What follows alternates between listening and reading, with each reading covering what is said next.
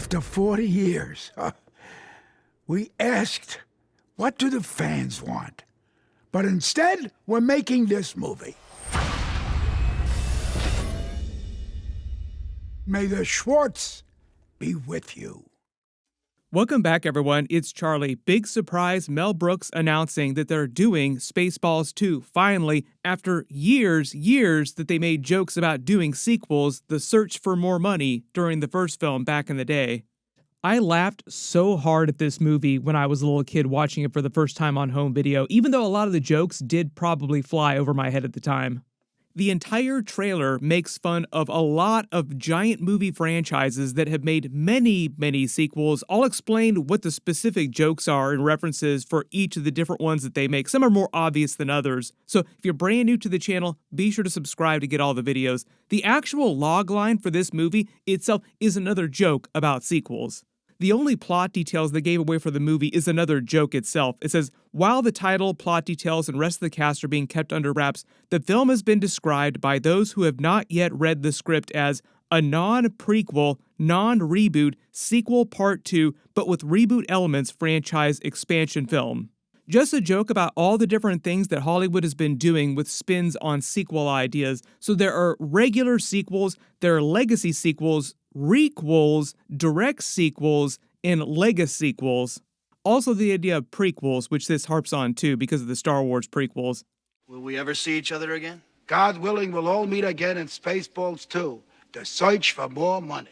I could actually do a whole video just explaining what the different types of prequels, sequels, interquels, requels, legacy sequels, legit sequels are. But you get the idea, just different ways that Hollywood has come up with since the original Spaceballs movie came out to do movies with their IP again, but that are different types of sequels, different types of prequels.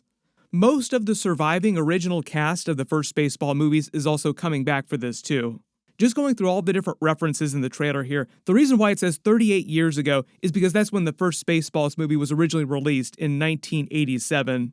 Mel Brooks said that he called George Lucas before making that movie specifically to ask for his permission at the time because there hadn't been a lot of Star Wars direct parody movies that had gotten theatrical releases.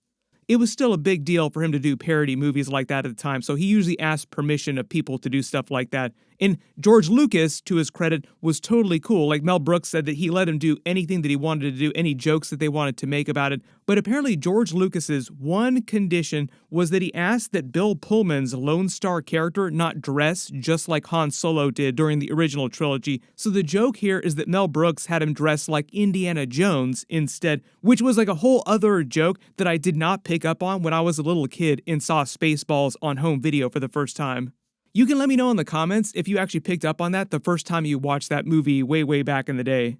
But then they start ripping all the different Star Wars prequels and sequels and TV shows that Disney and Lucas have made since then. Starting with the prequels, obviously, they could have made Spaceballs 2 right after Revenge of the Sith if they really wanted to. The Disney sequel trilogy more recently, then the sequel to the prequel movie is the Han Solo, a Star Wars story movie, because it's a sequel of sorts to the prequels and it's an origin story that takes place much earlier in the timeline. The prequel to the sequel, I think, is meant to be Rogue One since they list all the TV shows separately. Then they say countless TV spin-offs. There are all kinds of TV shows. Andor, The Acolyte, Obi-Wan Kenobi series, Ahsoka, The Mandalorian, The Clone Wars, Star Wars Rebels, The Resistance, Tales of the Empire, Tales of the Jedi series, Star Wars Visions, Young Jedi Adventures, The Bad Batch, the new Darth Maul Shadow Lord series they just announced, and the movie spin-off of the TV spin-off, which is both a prequel and a sequel, is for the Mandalorian and Grogu movie that's coming out next year.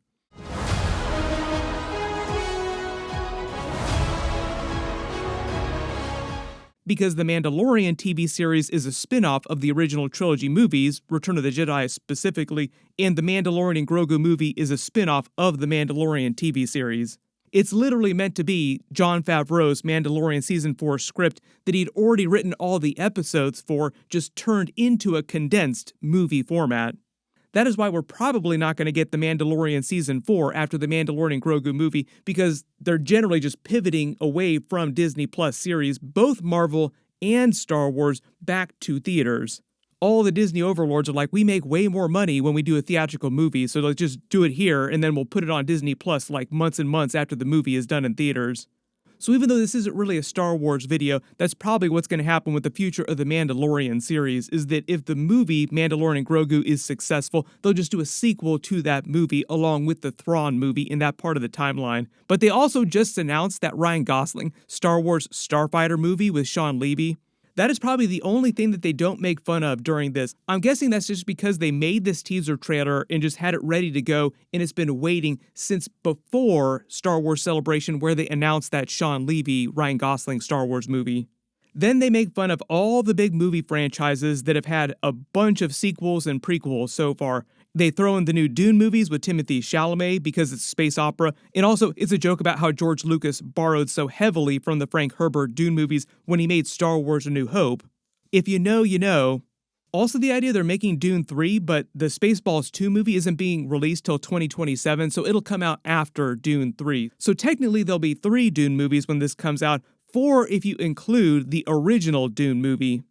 7 Jurassic Parks for all the Jurassic Park sequels. We're going to be watching the latest one next month. 2 Avatars plus 3 upcoming Avatars makes 5 Avatars is a joke just about James Cameron announcing a long time ago that he was going to do 5 Avatar movies, which could always change down the line and turn into more movies, but he is legit making at least 5 of them total. Probably going to take him another 20 years to finish them all at the rate that he goes, and each one, like joke's on us, each one will probably earn over $1 billion. One of the many rules of Hollywood is that you don't bet against James Cameron. I'm not messing around, I'm doing important stuff. Then of course they make all the Marvel and DC jokes. 36 MCU movies with 2 different Robert Downey Jr.'s is just a joke about how Robert Downey Jr. is now coming back as Doctor Doom in Avengers Doomsday and Secret Wars, but as a different character, like he's a different version of a Robert Downey Jr. type of character. He's not just supposed to be an Iron Man variant from another universe. All the DC jokes are also jokes about the DC movie reboots. DCU attempt number 1 is the Zack Snyder verse of movies, the DCEU, that Justice League cast with Henry Cavill, Ben Affleck, Batman. DCU attempt number 2 is the new James Gunn reboot movies, starting with technically the Superman movie, even though really Creature Commandos is part of that. Peacemaker Season 2, Peacemaker Season 1 is kind of canon. His original DCEU Suicide Squad movie is still kind of canon. So they could have actually included jokes about that too, where like the sequel stuff is technically a reboot, but it's also still canon. Like it all just works with this type of joke. Then you'll probably remember that the animated Lion King was released after the first Spaceballs movie, then jokes about the live-action Disney remakes just in general, which aren't really sequels, but act kind of like them double-dipping the way that sequels do double-dip for your money. The live-action Lion King prequel was also the Mufasa movie that they released more recently. Like, can we do prequels to the live-action remakes? Like, prequels to the sequels that aren't quite sequels. All the Harry Potter movies, of course, and now the Harry Potter reboot series on HBO remaking the original story of the movies that we've already seen on screen. There will be so many more jokes about that as we start to get footage from the actual trailers. A whole streaming service of Star Trek is meant to be Paramount Plus references. The joke here is that one of the main attractions of that service, like one of their only big calling cards, are all the Star Trek series they've been doing recently. 7 Alien movies, 2 of which are also Predator movies, is a joke about the Alien vs. Predator movies, and the other joke being that there are 6 current Predator movies which do not involve the alien creatures and aren't crossovers with the Alien franchise. If you've not seen the Predator Prey movie more recently, it's fantastic. Predator Killer of Killers, also fantastic. It's an animated movie, but it's fantastic. In the new Predator sequel, Predator Badlands, also seems like it will also be fantastic. So even though there are all these jokes about sequels and double dipping for money, like the search for more money as they made during the original Spaceballs movie, some of the sequels actually do wind up being pretty solid. Then there's a joke about Ridley Scott's Prometheus, which is an Alien prequel, but it's not really much of an Alien movie, but technically it is part of the Alien franchise. It is meant to serve as the prequel to those movies. Noah Hawley is also doing an Alien Earth prequel series, which is meant to be a prequel to the Prometheus movie too, so they could have actually added that joke on top of this as well. The whole joke about the 4 Beatles movies is a relatively recent thing because they made 4 different new Beatles documentaries about each of the 4 Beatles, and they're going to be releasing them very soon. Not totally sure why they made the Oppenheimer joke. It isn't a sequel or a prequel to any franchise of movies. I think they're just making fun of Christopher Nolan for good measure. Like, hey, remember Oppenheimer? After 40 years. Then the joke being that they're waiting this long to have made a Spaceballs sequel when they made fun of themselves in the original movie for making a sequel in the first place. Spaceballs 2, The Search for More Money. Part of the idea with the original Spaceballs movie is they were making fun of all three of the original trilogy of Star Wars movies, not just A New Hope. So even the original Spaceballs movie back in the day was joking on Hollywood doing a lot of sequel ideas. But now joke's on them because they're actually doing the thing that they were making fun of themselves and other people for doing in that first movie. Mel Brooks wearing the Spaceballs the sweatshirt is meant to be a joke on the first movie with all the merchandise bits. Like merchandise, which itself was clowning on George Lucas for becoming so rich from all the Star Wars merchandise. One of the major bits from that merchandise joke is the actual Spaceballs, the flamethrower. Elon Musk actually turned that into a real-life product, which I was able to buy. I don't actually have any fuel for it, so I can't actually use it as a flamethrower, but it is a real thing. Like, it actually works as a real flamethrower. If you have a Tesla car, it does have the option to go into a ludicrous mode speed. Then the whole joke here with Darth Helmet's helmet at the end is actually meant to be a riff on the poster for the original Spaceballs movie, which itself was a parody of the Darth Vader helmet Empire Strikes Back poster. I think the idea here is that there's so much battle damage because it's been 38 years since that original movie came out, so like he's had some city miles on him, like he's been in a couple fights, been damaged quite a bit. Zoom and enhance, you see the lenses in his eyes are cracked, and you see Lone Star's Winnebago looking like it's crashed into part of the helmet here. There's even a little band-aid on the outside of the helmet too. And as you could probably tell, the whole opening crawl is a joke on the Star Wars opening crawl, but also they're playing the original Spaceballs theme music. The helmet piece raises like it did during the movie to reveal the 2027 release date. The Schwartz Awakens is a parody on the Star Wars Force Awakens sequel trilogy, and the Schwartz is also their parody version of the Force from the Star Wars movies. May the Schwartz be with you.